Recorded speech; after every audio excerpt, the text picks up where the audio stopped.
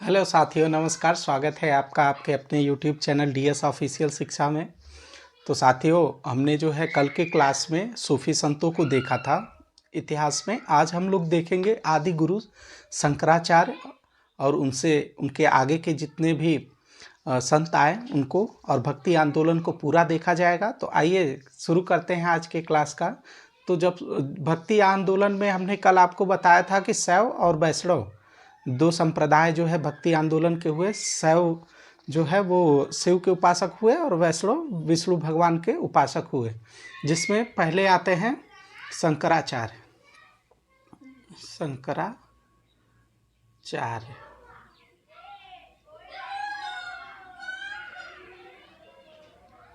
788 से 820। तो आदि गुरु शंकराचार्य के इनका जन्म जो है 788 ईस्वी में केरल के अलवार नदी के तट पर कलादी जगह पर हुआ था। कलादी ग्राम में हुआ था। कलादी ग्राम में हुआ था। इनकी मृत्यु जो है 820 ईस्वी में हुई। 820 ईस्वी में बद्रीनाथ में।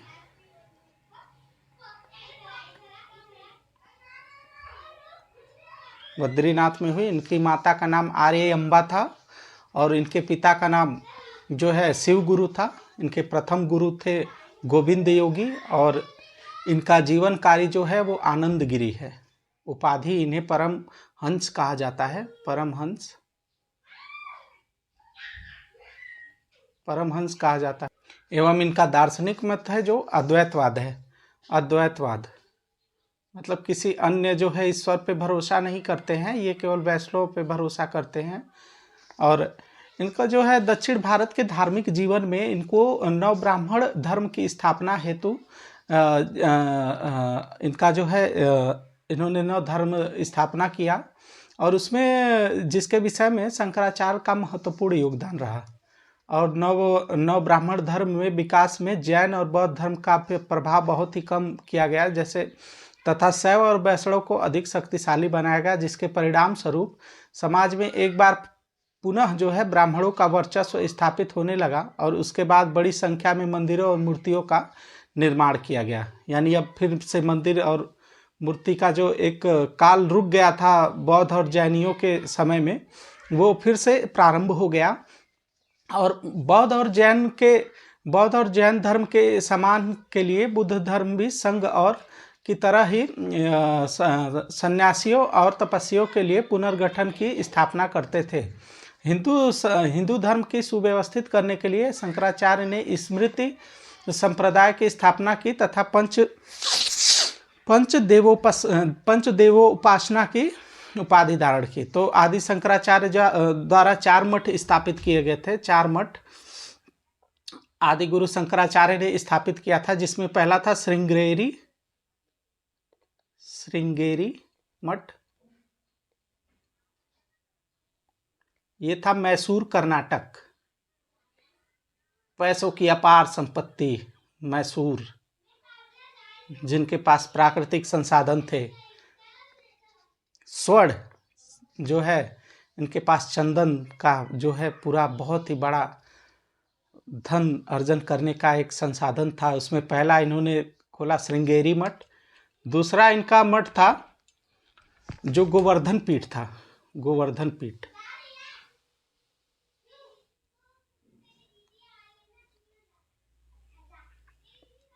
गोवर्धन पीठ। तो इन्होंने बलभद्र और सुभद्रा की जो है इसमें मूर्ति स्थापित की और ये जो है पुरी के उड़ीसा में स्थित है। इसके बाद है जो है शारदा पीठ, जो कृष्ण मंदिर है। शारदा पीठ ये कृष्ण मंदिर है और ये द्वारका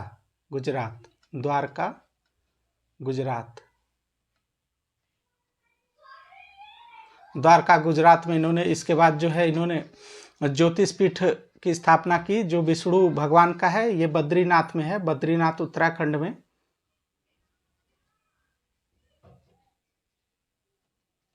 यूके। तो शंकराचार्य जी ने जो है तमिलनाडु राज्य के जो है कोच्चिपुर में कांचीपुर में पालार नदी के तट पे पांचवें मठ की स्थापना की थी। और दार्शनिक मत अगर इनका देखा जाए तो दार्शनिक मत में शंकराचार्य ज्ञान मार्गी थे और जगत की मिथ्या तथा ब्रह्मा ईश्वर को सत्य मानते थे। इन्होंने जो है ब्रह्मा की प्राप्ति के लिए उन्होंने ज्ञान मार्ग पर बल दिया और कहा जाता है कि उनके दर्शन में अद्वैतवाद के नाम से प्रसिद्ध हैं। इनकी प्रमुख रचनाओं की बात कर ले तो ब्रह्म सूत्र भाष्य,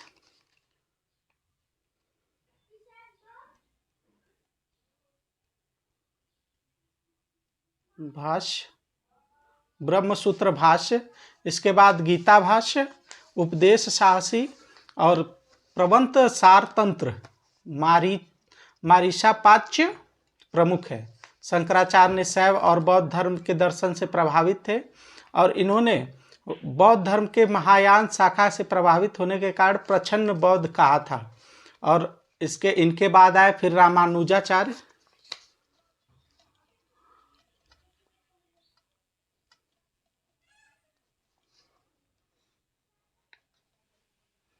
रामानुजाचार्य जो 1017 से 1137 तक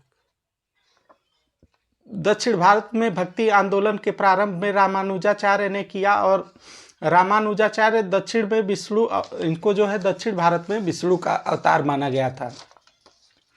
रामानुजाचार्य ने सगुण ईश्वर पर विश्वास रखते हुए अपनी भक्ति भाव को जो है मोक्ष का साधन मानते थे। इन्होंने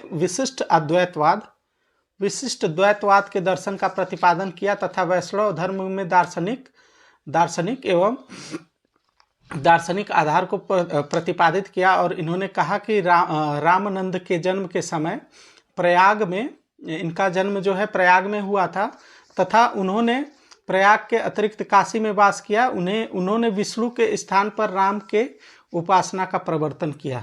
विष्णु के स्थान पर, भगवान विष्णु के स्थान पे राम का जो है इन्होंने उपासना किया। और रामानुजाचार्य का उपदेश 4 वर्णों के लिए दिया गया तथा इसमें विभिन्न जातियों के लिए रसोई घर में अपना जो है खाना पकाने और साथ बैठकर खाने पर लगे निषेध से इनकार कर दिया। यानी इन्होंने सबको एक साथ बैठ के भोजन करने पर जो है सलाह दिया। उन्होंने सभी जातियों के लोगों को, जिसमें निम्न जातियों के लोग भी शामिल थे, अपना शिष्य बनाया। यानी ये लगभग बौद्ध और जैनियों की तरह अपना कार्य किए। उनके शिष्य में पहले शिष्य थे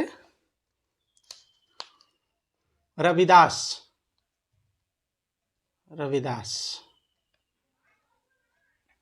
जो जाति के चमार थे। रविदास, जिन्हें आज बहुत ही ये उस समय के बहुत ही प्रतिष्ठित और प्रकांड विद्वान व्यक्ति थे रविदास जी। तो रविदास जी और फिर इसके बाद आए कबीर, इनके दूसरे शिष्य थे कबीर जुलाहा थे। फिर सेना जो नाई थे, नाई थे। और सघन जो थे वो कसाई थे, सघन कसाई शामिल थे। यानी रविदास जी, कबीर जी और सेना जो थे वो नाई और सघन कसाई थे, ये इनके परम शिष्य हुए। इसके बाद फिर रामानंद आए 14वीं से रामानंद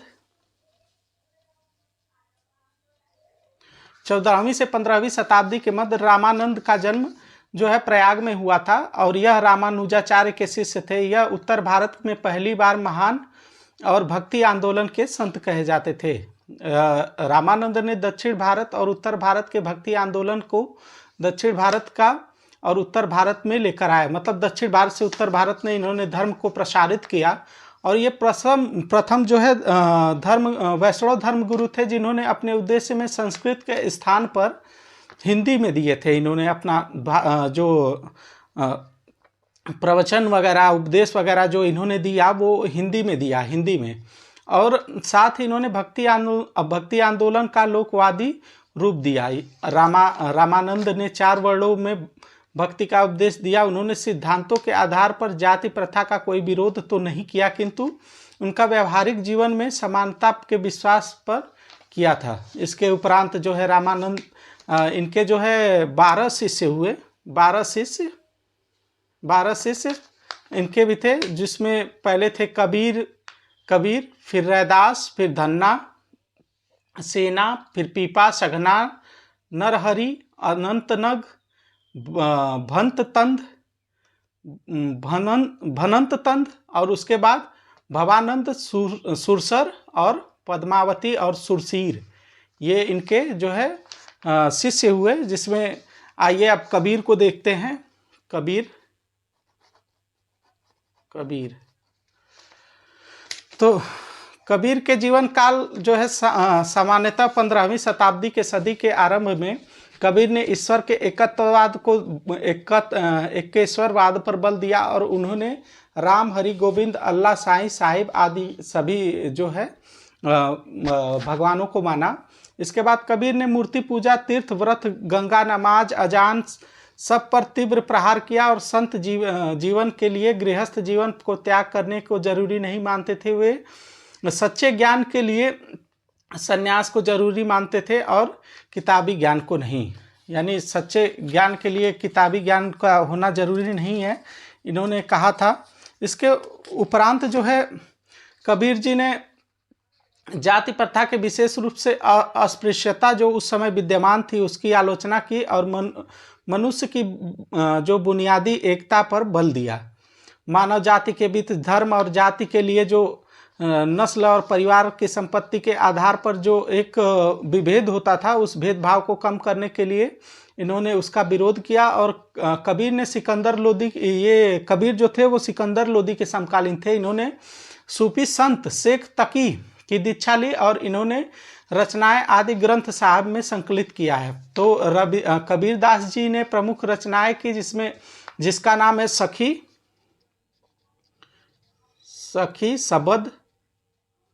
सबद, साखियां, रमैनी एवं मंगल, होली, बसंत, रेखताल इत्यादि।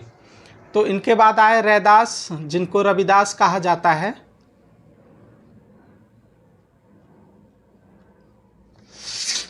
ये कबीर के ही समकालीन थे और इन्होंने जो है ये रामानंद के शिष्य थे और कबीर ने इन्हें जो है संतों का संत कहा था और उनका कहना था कि सभी लोग जो है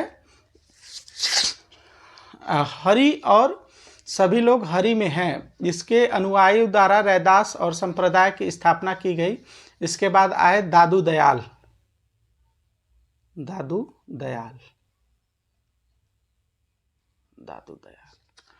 तो दादू दयाल का जो समय था वो 1544 से 1603। तो दादू दयाल कबीर पंथी थे और इन्होंने कबीर के भांति ही दादू ने भी निर्गुण भक्ति की बात की और अपना जो है भक्ति का अपना मार्ग बनाया है। कबीर के सिद्धांतों से प्रभावित होकर दादू ने जो है अपने दोहों में और कविताओं में अल्लाह, राम, गोविंद का अपना गुरु माना है। फिर इसके बाद अकबर के दरबार में प्रमुख सामंत राजा भगवान दास दादू के शिष्य थे। दादू द्वारा चलाया गया जो संप्रदाय था वह दादू पंथी कहलाया और दादू द्वारा शिक्षा, विनयशील बनो और अहम से मुक्ति पाओ, इस पर विशेष बल दिया गया। इसके बाद 15वीं शताब्दी के आरंभ में जो है महान अरब दार्शनिक इब्न ए अरबी के अद्वैतवाद के विचारों से भारत में बहुत बड़े वर्ग में इनकी लोकप्रियता बढ़ी और जीवन के एकमात्र एकता द्वारा अरबी के सिद्धांत तौहीद ए वाजूही के नाम से विख्यात हुआ। भारत के सूफियों ने संस्कृत में हिंदी को अधिक रुचि लेनी शुरू किया और तथा साथ ही मलिक मोहम्मद जायसी ने अपनी कृति हिंदी रचना में इसके अवधि और भाषा का भी उल्लेख किया। हिंदी भजनों का प्रयोग इनके समय में लोकप्रिय हो गया था और अब्दुल वहीद बिलग्रामी नामक एक प्रसिद्ध सूफी विचारक ने हकीक ए हिंदी शीर्षक में एक पुस्तक इनके नाम से लिख डाली। इसके बाद आए गुरु नानक। गुरु नानक 1400 1539। तो गुरु नानक का जो जन्म हुआ था 15 अप्रैल 1469 में रावी नदी के तट पर तलवंडी नामक स्थान पे हुआ था। इनके गांव का नाम खत्री परिवार, इनका जो है जन्म खत्री परिवार में हुआ था। और रज्जब दादू दयाल के ये शिष्य थे। इनकी रचनाएं रज्जब दादू दयाल में संग्रहित हैं। इन्होंने साधना पद्धति और विचार के निरूपण में दादू दयाल के व्यापक प्रभावों को दर्शाया तथा मतभेदिता के सिद्धांत को एवं साधना पद्धति और विचार निरूपण में दादू दयाल के व्यापक प्रभाव को इन्होंने अपने कविताओं में शामिल किया। और अपने मंतव्य को स्पष्ट करने के लिए इन्होंने उदाहरण शैली का प्रयोग किया। नानक की प्रवृत्ति जो है आध्यात्मिकता की ओर थी। उन्होंने जो है साधु संतों की संगति ज़्यादा अच्छी लगती थी तथा उन्होंने भजनों की रचना एवं रबाक नामक साज के साथ गाते थे। नानक ने भारत में एवं अन्य क्षेत्रों में यात्रा किया। भारत के बाहर इन्होंने श्रीलंका और मक्का मदीना आदि की यात्रा पर गए। कबीर की तरह नानक भी इस बात पर जोर देते थे कि ईश्वर एक है और उनका नाम जप करने में, उससे लौ लगाने में मनुष्य को मोक्ष की प्राप्ति होती है, चाहे वह किसी भी जाति धर्म या पंथ का हो। नानक ने लंगर प्रथा का प्रारंभ जो है नानक जी ने ही किया था। और नानक के चरित्र और आचरण की शुद्धता और ईश्वर की सन्निधता की प्राप्ति के लिए जो है पहली शर्त बताकर और उसे विशेष बल देकर उन्होंने दिया था। कालांतर में नानक के विचारों में दिए गए धर्म को जन्म दिया गया और जिन्हें सिख धर्म कहा जाता है। तो इन्होंने सिख धर्म का जो है प्रसार किया। और वैष्णव आंदोलन कब कब हुए, तो उत्तर भारत में विष्णु के 2 अवतार राम और कृष्ण की उपासना के केंद्र बनाकर और भक्ति आंदोलन में इसका विकास किया गया। जैसा कि हम जानते हैं सूफियों और के साथ चैतन्य ने संगीत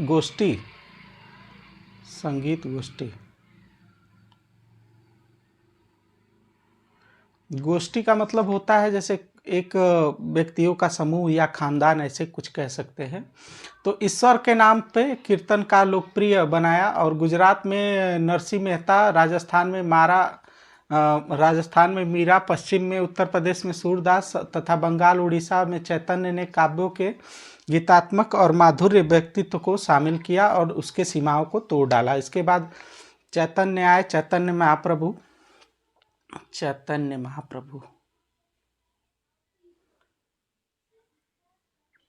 1486 से 1533। चैतन्य का जन्म जो है नदिया जिले में हुआ था और उन्होंने आरंभिक जीवन में शिक्षा वहीं पे संपन्न की और ईश्वर के इन्माद से ग्रस्त होकर इन्होंने भक्ति के रूप में कृष्ण के नाम और कीर्तन में लीन रहते थे। ये कृष्ण भक्ति के जो है उपासक थे। इन्होंने भारत के पूर्वी भाग में अपने बहुत ही प्रभावी एवं बड़ी संख्या में लोकप्रिय गीतों के लिए हिंदू जातियों को शामिल किया एवं उड़ीसा के राजा प्रताप रुद्र और राजमुंद्री के प्रतिपति रामानंद को उन्होंने अपना शिष्य बनाया, जिसके कारण चैतन्य के प्रभाव को उड़ीसा में फैलाया गया।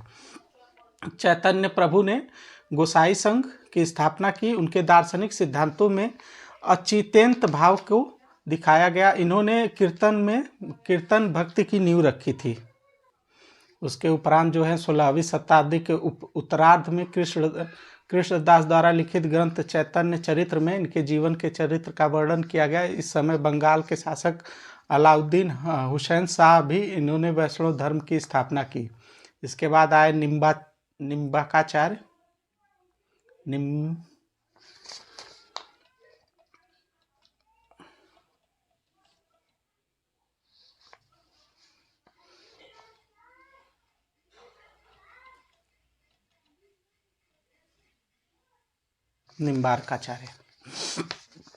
तो निम्बार्काचार्य का जो ये 12वीं शताब्दी के जो थे ये सगुण भक्ति के समर्थक थे और कृष्ण और शंकर के अवतार को मानते थे एवं द्वैतवाद के सिद्धांत पर इन्होंने अपना जो है काम किया। इसके बाद आए माधवाचार्य 1199 से और 1278 तक।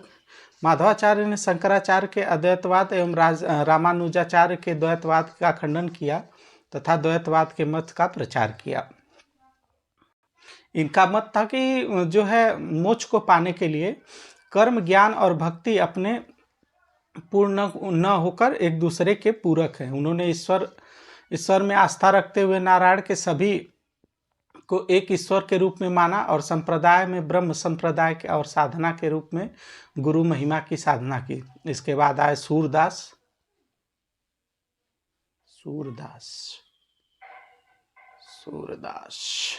1478 से 83, 1583।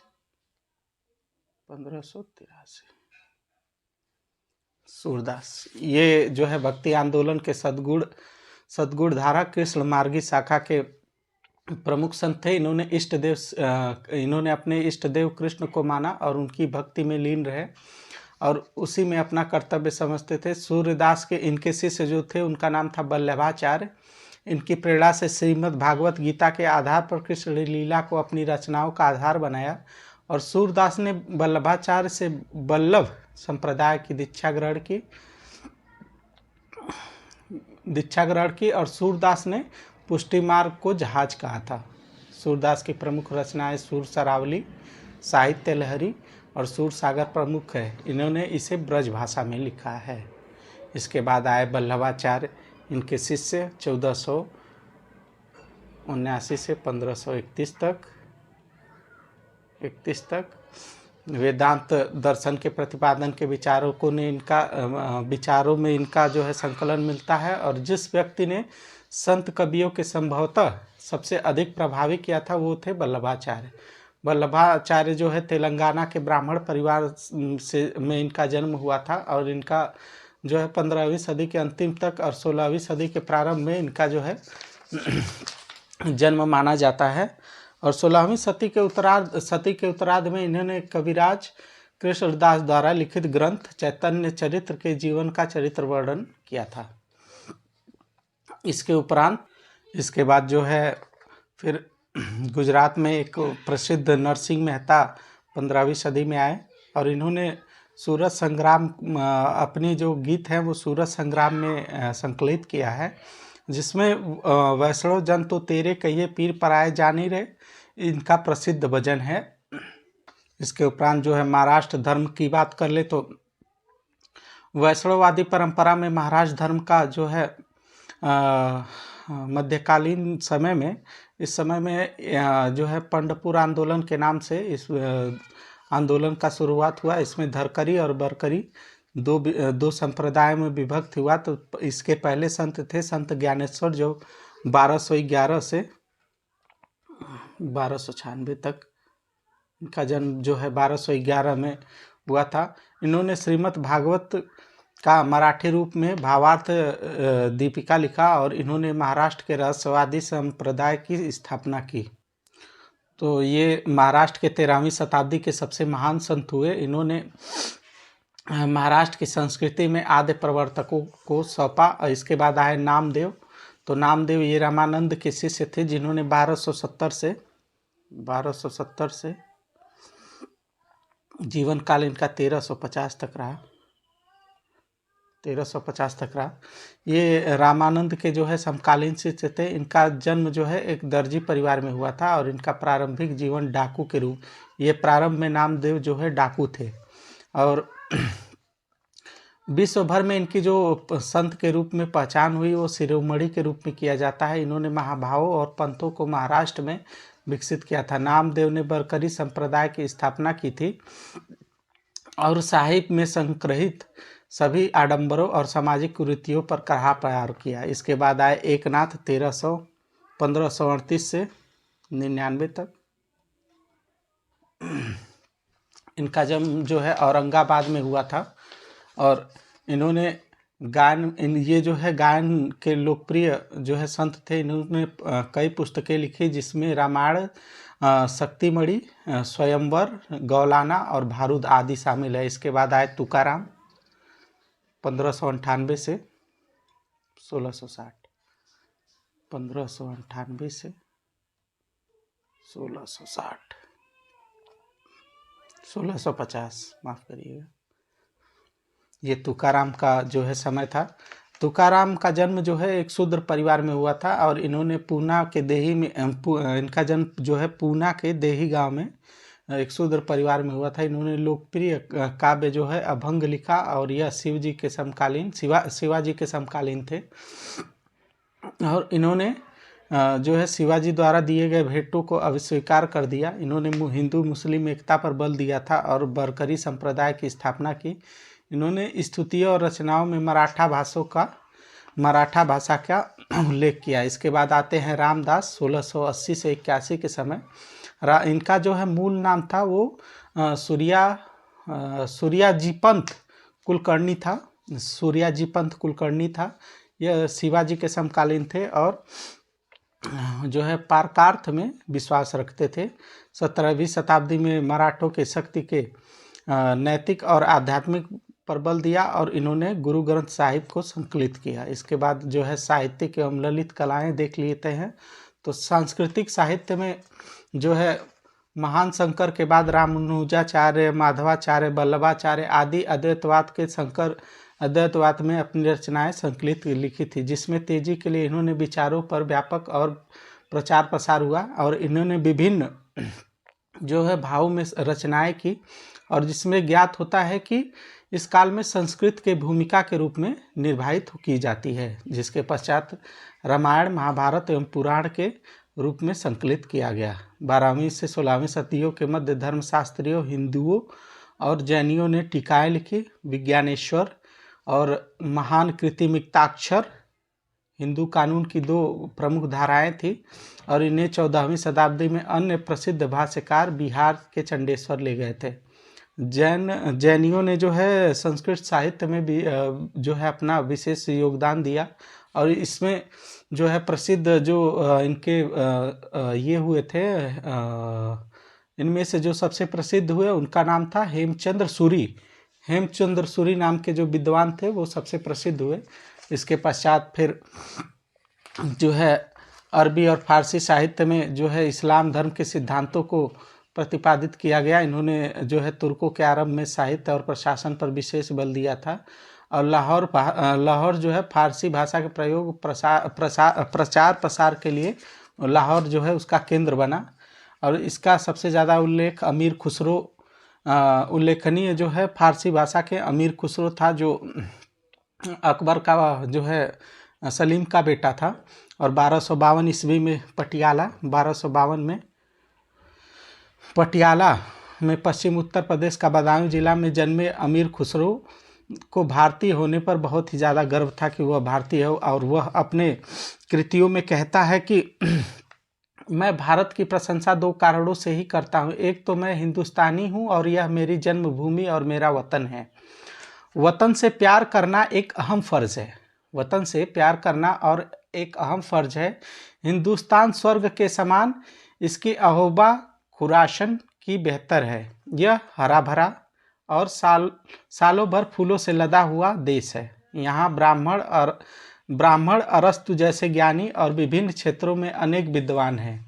खुसरो ने ऐतिहासिक गाथाओं में कई काव्य कृतियों की रचनाएं की। इन्होंने काव्यात्मक शैली का प्रयोग किया तथा फारसी के शैली में सृष्ट जो सबक ए हिंद अर्थात हिंदुओं की शैली में प्रसिद्ध हुई। खुसरो ने भारतीय भाषाओं की प्रशंसा की तथा यहाँ की हिंदी भाषा को हिंदवी कहा।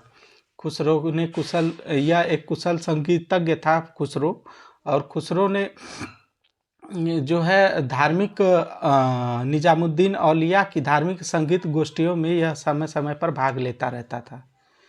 इसके समकालीन जो है काव्य रचना, फारसी साहित्य, इतिहास लेखन इत्यादि में बहुत बड़ा योगदान रहा। जियाउद्दीन बर्नी, अफीक, इसामी, इसके काल में सबसे प्रसिद्ध इतिहासकार रहे जो फारसी भाषा के माध्यम से भारत के मध्य एशियाई तथा ईरान के घनिष्ठ सांस्कृतिक संबंध को स्थापित किए।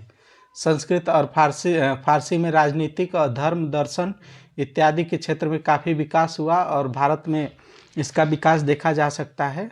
और इसके बाद जिया नक्शबी जो 1350 में आए, वो यह पहला व्यक्ति था जिसने संस्कृत कथाओं का फारसी में अनुवाद किया था।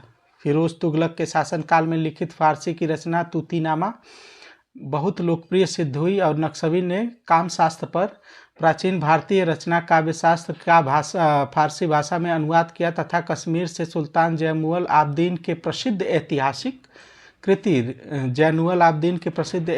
कृति राज तरंगड़ी और महाभारत का अनुवाद संस्कृत से फारसी में किया। तो साथियों, इतिहास के क्लास में आज इतना ही।